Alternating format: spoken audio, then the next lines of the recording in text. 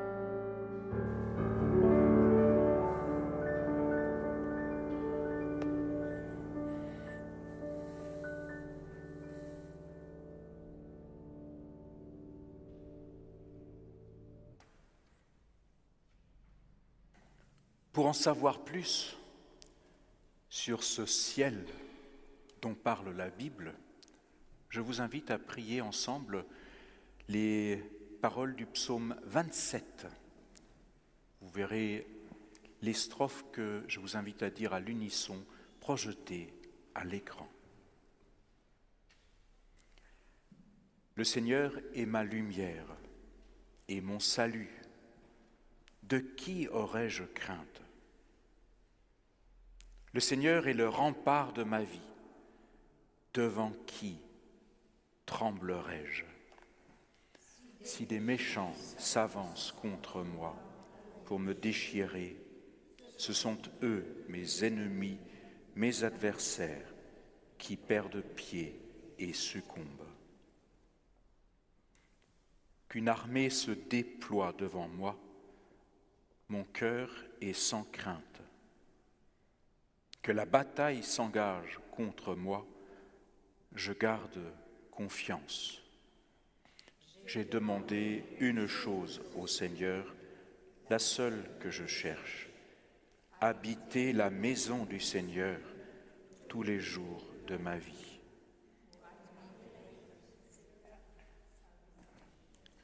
Ah, il manque une partie.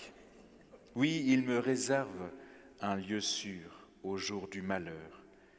Il me cache au plus secret de sa tente. Il m'élève sur le roc. Maintenant, je relève la tête devant mes ennemis. J'irai célébrer dans sa tente le sacrifice d'ovation. Je chanterai, je fêterai le Seigneur. Amen. Et nous pouvons chanter donc juste la première strophe du psaume dans ce beau chant que nous pouvons reprendre par 4 fois.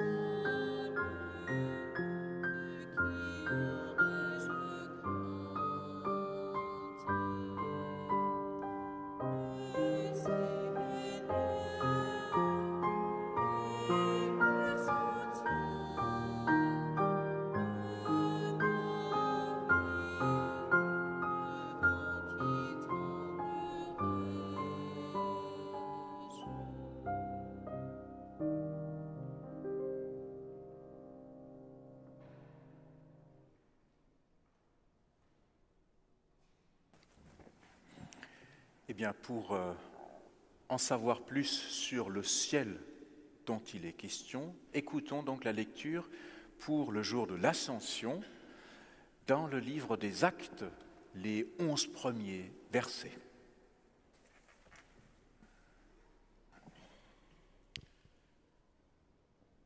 J'avais consacré mon premier livre, Théophile, à tout ce que Jésus avait fait et enseigné depuis le commencement jusqu'au jour où, après avoir donné dans l'Esprit Saint ses instructions aux apôtres qu'il avait choisis, il fut enlevé.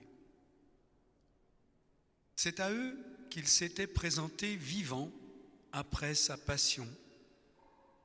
Ils en avaient eu plus d'une preuve, alors que pendant 40 jours, il s'était fait voir d'eux et les avait entretenus du règne de Dieu.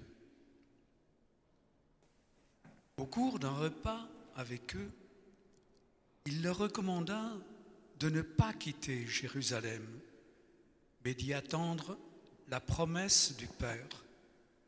Celle, dit-il, que vous avez entendue de ma bouche. Jean a bien donné le baptême d'eau, mais vous, c'est dans l'Esprit Saint que vous serez baptisés d'ici quelques jours.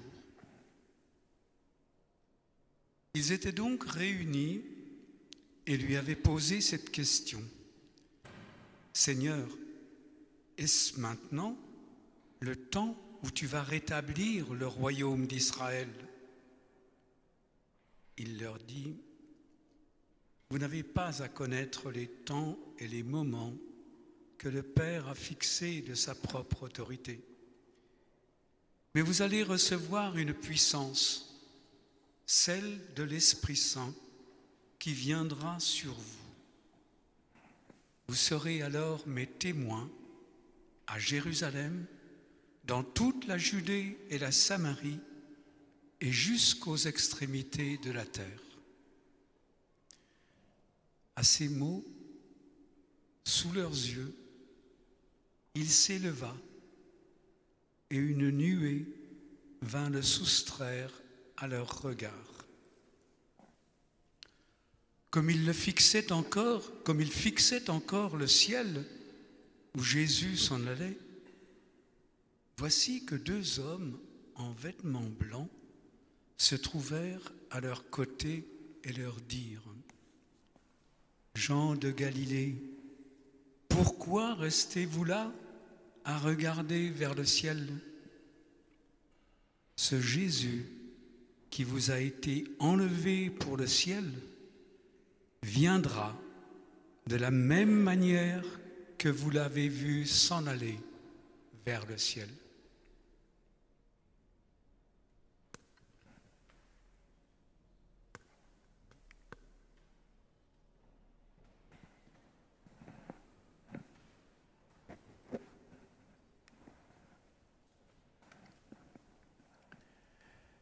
Actuellement, au Centre des prix Nobel de la paix à Oslo, on peut trouver cette installation qui s'inscrit dans une exposition de l'artiste Yoko Ono, installation qui s'appelle « Casque », puisque vous le voyez à peu près. Vous voyez, je vais y venir après, n'est-ce pas? Donc, c'est des casques qui sont suspendus au plafond par des ficelles, on dirait, et qui sont ouverts vers le haut, comme des bols. Et à chaque casque est ainsi rempli de poignées de ciel, comme dit l'artiste. Ce sont en fait des pièces de puzzle. Alors donc du coup, je vous la présente, cette artiste inconnue la plus célèbre du monde, comme l'a qualifié John Lennon, n'est-ce pas, son grand amour. Le monde de l'art rend hommage à Yoko Ono depuis quelques années par des expositions qui font le tour de France et le tour du monde. Et en France, on a un peu le défaut qu'elle reste liée, Yoko Ono, à l'affaire des Beatles, n'est-ce pas, dont quelques fans, paraît-il, enfin j'en fais pas spécialement partie, l'accusent d'être la cause de la séparation du groupe, eh bien, en raison de sa relation un peu fusionnelle avec le maître, avec John Lennon. Mais justement, cette campagne pour la paix a été lancée ensemble par John Lennon et Yoko Ono il y a déjà de nombreuses années. Dans cette exposition, en effet, des visiteurs sont censés emporter avec eux, chacun, un morceau de ciel. Et c'est ainsi que le ciel, pense Yoko Ono, doit se distribuer, doit croître dans le monde entier. C'est sa vision, comme elle dit, « Peace is power ». La paix, c'est un pouvoir. Et je trouve que ces pièces du puzzle, du ciel, nous disent quelque chose, chers amis. Ils nous disent en effet, vous êtes le ciel. Ensemble, nous sommes ceux qui réalisent quelque chose du ciel sur la terre. Ça paraît parfois si simple. Cela pourrait être si simple. Tous sous le même ciel, dans le monde entier, pour signifier que la paix est un pouvoir. Et pourtant, vous l'avez entendu, l'Évangile nous apprend de ne pas regarder le ciel. 40 jours après Pâques, 40 jours après la résurrection, Jésus se montre donc à plusieurs reprises, vient rencontrer les disciples, leur parle. Il leur promet la puissance du ciel, la puissance du Saint-Esprit qui viendra sur eux. Vous êtes préparés dimanche prochain, au jour de la Pentecôte. Mais pour l'instant, c'est l'histoire donc de l'ascension, l'histoire sur une montagne qui évoque le ciel par les nuages, entouré d'anges, une histoire un peu incroyable. Mais à quoi est-ce qu'elle s'ouvre ? Elle s'ouvre sur le retour à la maison. Retour avec les autres. Les observateurs du ciel, peut-être, ramènent des pièces de puzzle du ciel pour les disciples et pour de nombreuses personnes. Ainsi, peut-être, ils se reconnectent et le ciel grandit. Ils se serrent les coudes. Ils font cette expérience que le Christ ressuscité est ici dans ma vie, comme le ciel est ici dans ma vie. En même temps, il faut le reconnaître, cette histoire a quelque chose de triste aussi, quelque chose de dérangeant. Car il est vrai, Jésus quitte donc la terre, encore une fois, il disparaît. Et pour ce coup, ça sera définitif, d'après le Nouveau Testament. Ses amis viennent tout juste de le retrouver, de l'écouter, de reprendre confiance en la vie. Ils se sentent à nouveau en sécurité, comme nous l'avons prié avec les paroles du psaume. Ils se sentent bien dans leur peau, on dirait. Et c'est là qu'il disparaît. Enfin, peut-être, ils comprennent tout ce qui s'est donc passé avec Jésus. Ça n'était pas un faux pas, une erreur. Tout cela était la vie, était le ciel. Je crois que chacun de nous peut connaître ce type d'instant de vulnérabilité quand quelqu'un disparaît, comme nous disons. Les questions fusent. Est-ce que mes souvenirs sont exacts ? Comment il ou elle était vraiment ? Est-ce que nous nous connaissions vraiment ? Parfois, le départ d'une personne remet en question tout ce qui a précédé. Ou encore, quelque chose de mauvais qui est arrivé efface tout ce qui était bon auparavant, comme si cela n'avait pas existé. Cela peut être le cas lorsque des personnes se séparent, lorsqu'un être aimé nous quitte, lorsqu'une maladie transforme le partenaire de vie et le rend étranger. L'histoire de l'Ascension admet en effet ce regard aussi, ce regard derrière soi en quelque sorte quand quelqu'un s'en va. Je suis triste que tu partes, je m'inquiète. Est-ce que tu vas revenir? Est-ce que tout va bien se passer? Est-ce que je vais m'en sortir tout seul?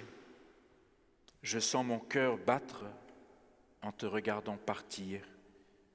Je me souviens des chemins que nous avons parcourus ensemble. Nous avons vécu quelque chose ensemble et cela reste, même si tu es parti.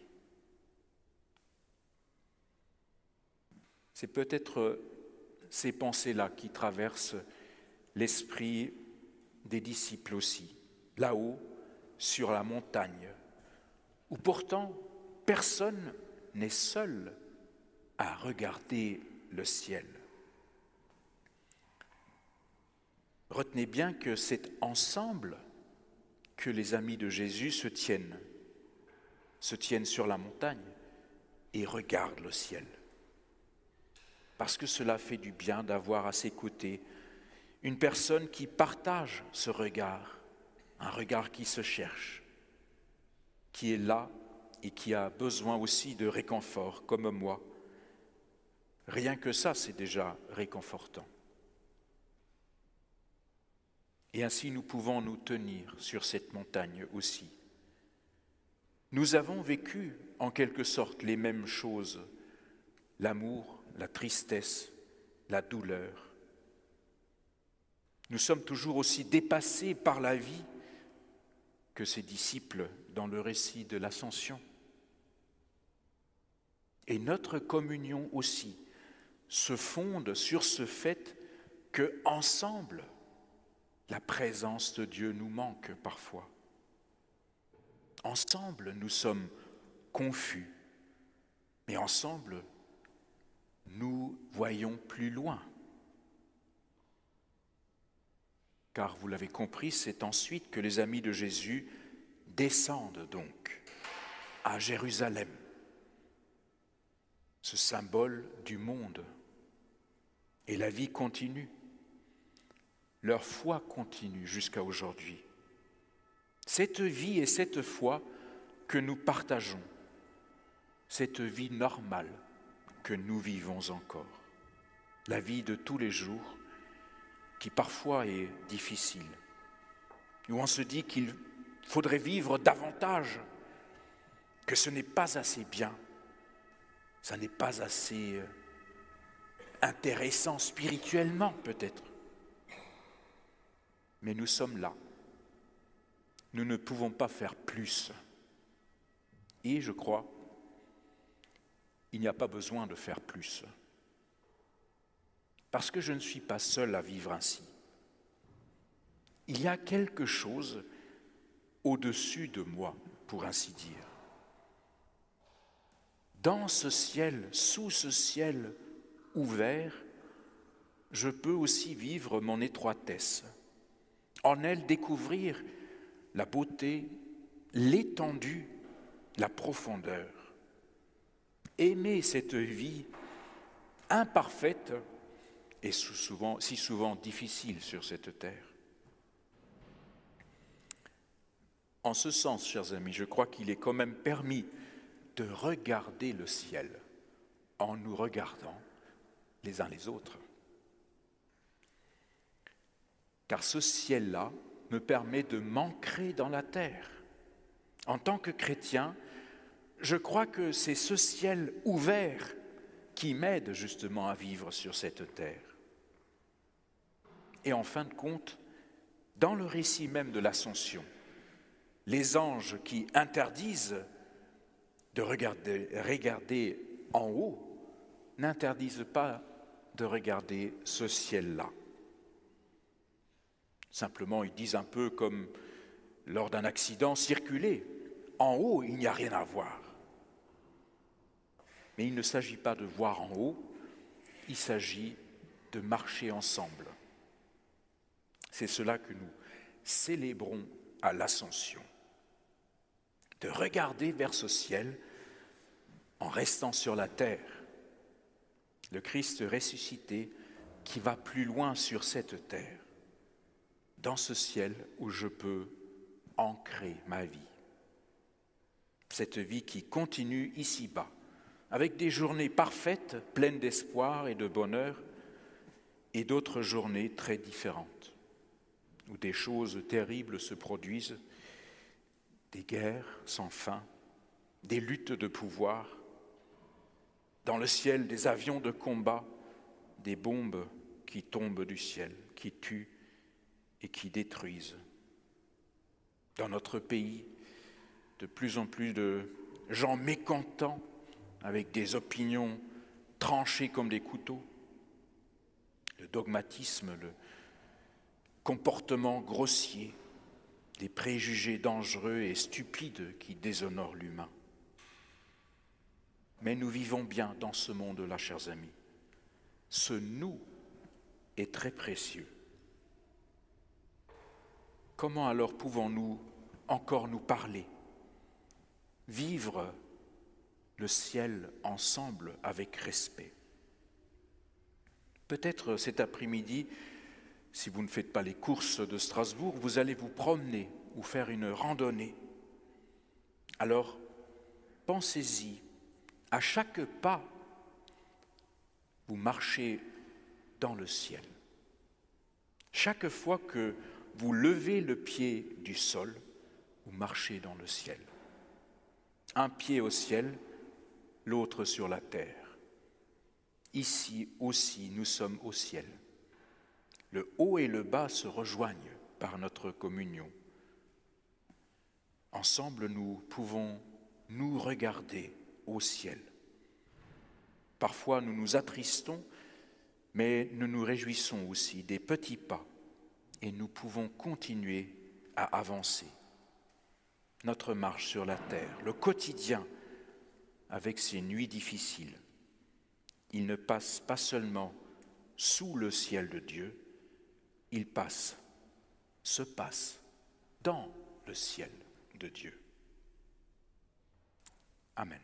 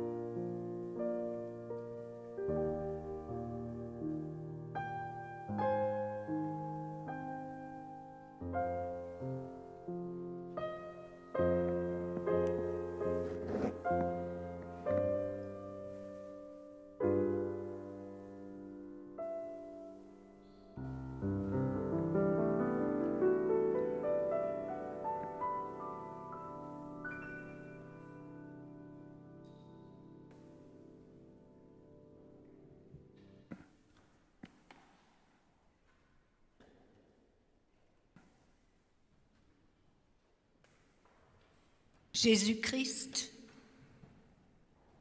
tu as été élevé à la droite du Père. Tu as disparu à nos yeux, mais tu es présent dans le cœur de chacune et de chacun d'entre nous. Vers toi, nous élevons notre prière.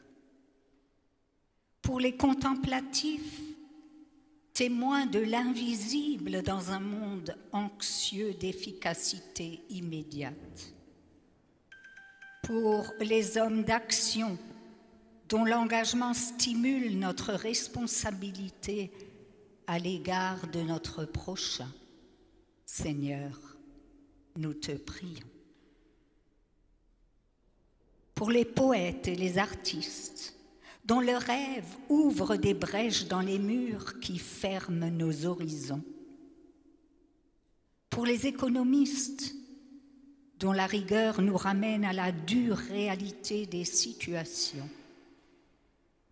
Seigneur, nous te prions.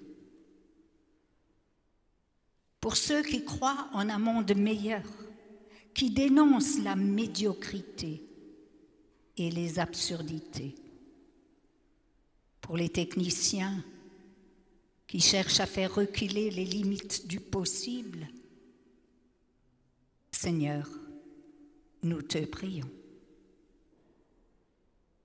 Pour ceux que les échecs et les déceptions risquent de mener au désespoir ou au fatalisme.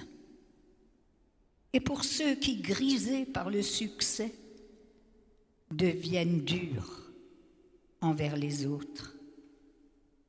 Seigneur, nous te prions. Pour ceux qui entreprennent et pour ceux qui abandonnent des projets. Pour les nostalgiques du passé et les impatients de l'avenir. Seigneur, nous te prions. Et dans le silence de nos cœurs, nous voulons maintenant te présenter les personnes et les situations auxquelles nous pensons.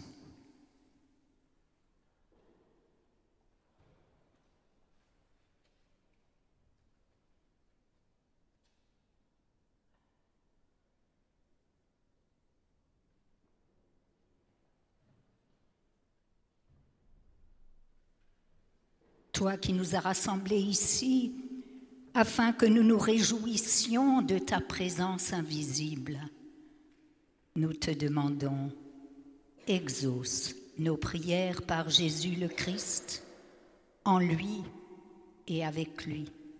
Nous sommes tes enfants et tous ensemble, nous pouvons t'appeler notre Père qui es aux cieux.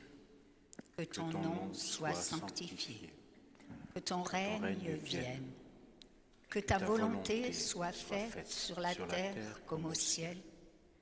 Donne-nous aujourd'hui notre pain de ce jour. Pardonne-nous nos offenses, comme nous pardonnons aussi à ceux qui nous ont offensés. Et ne nous laisse pas entrer en tentation, mais délivre-nous du mal. Car c'est à toi qu'appartiennent le règne, la puissance et la gloire pour les siècles des siècles. Amen.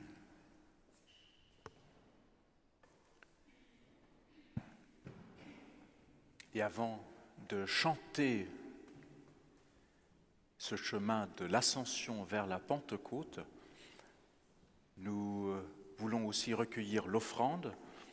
Alors, je ne sais pas, Marie, peut-être, où Lily peut chercher les corbeilles qui sont quelque part. Isola, oui, très bien. Qui est donc l'offrande de l'ascension, n'est-ce pas? Chantons ensemble le souffle du Dieu vivant, l'Esprit créateur.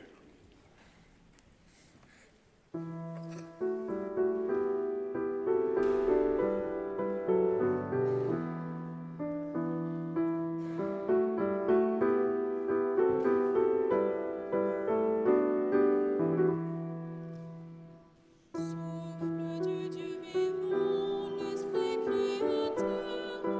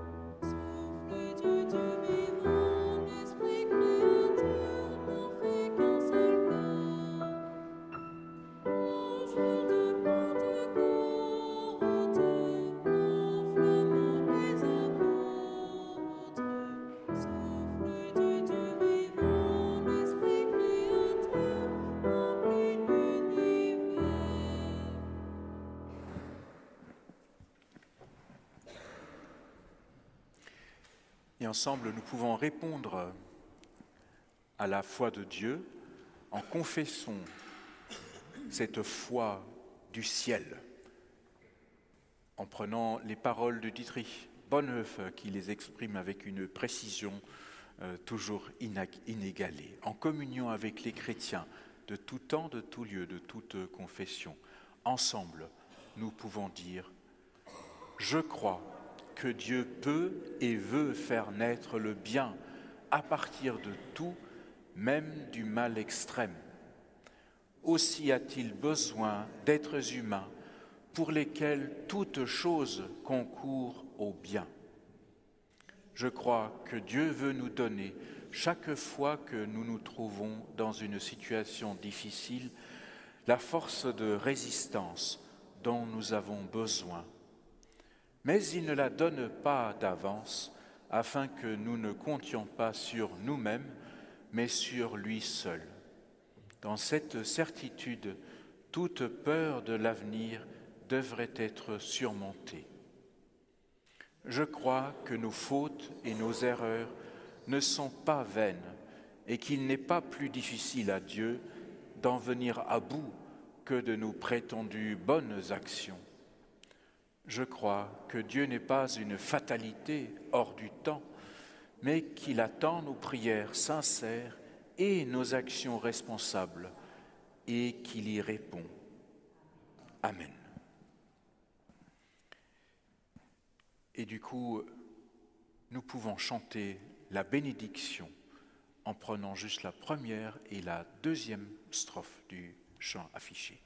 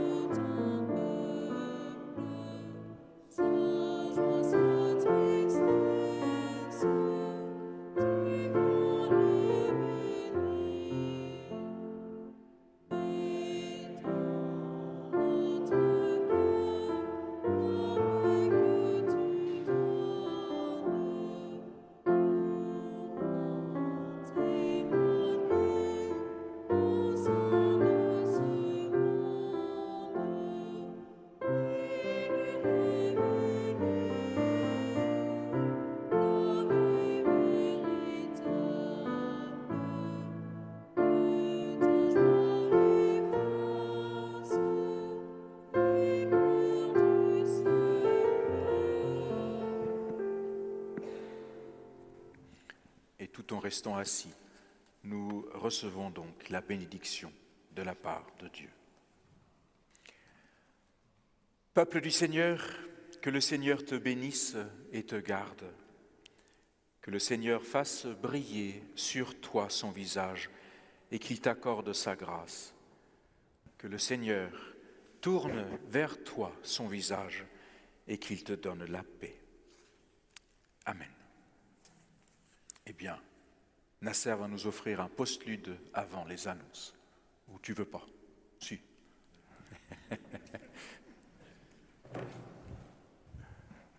Du ciel.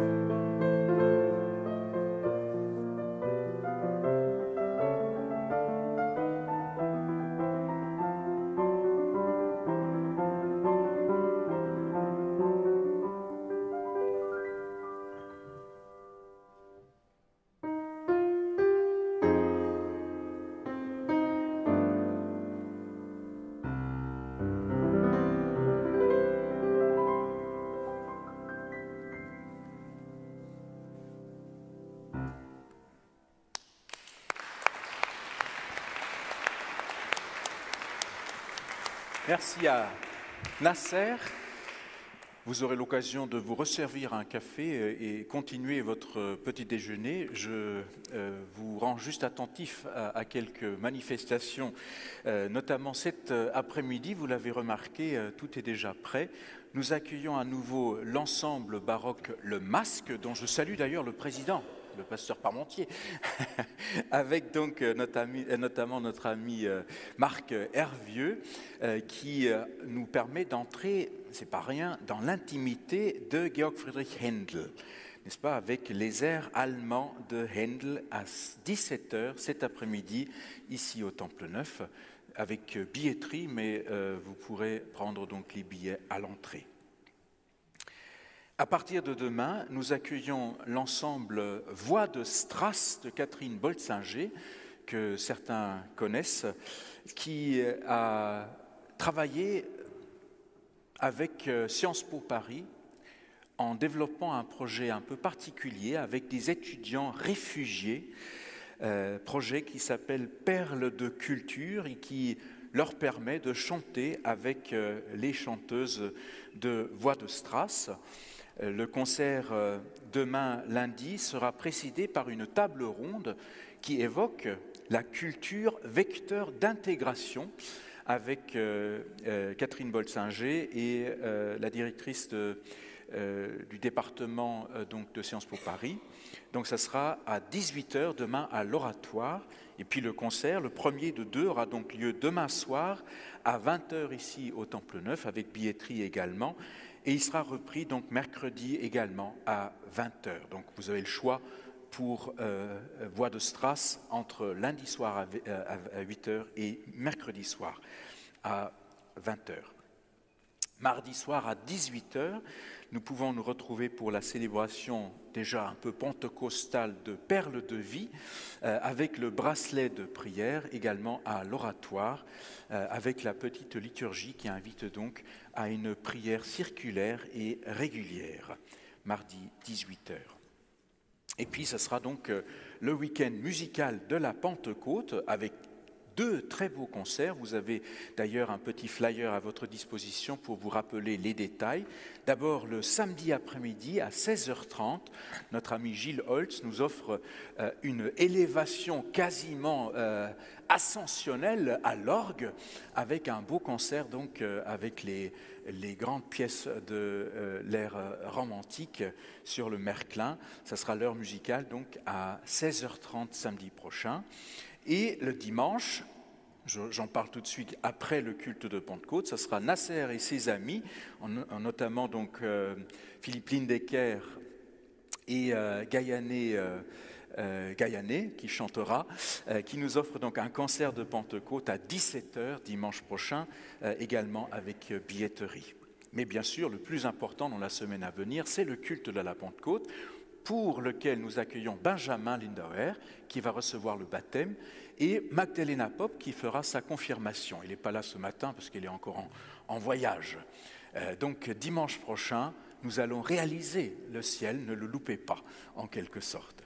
Sur ce, je vous souhaite un bon dimanche, de course éventuellement, si vous avez encore l'énergie, n'est-ce pas? Je pense qu'un semi-marathon est possible cet après-midi. À bientôt.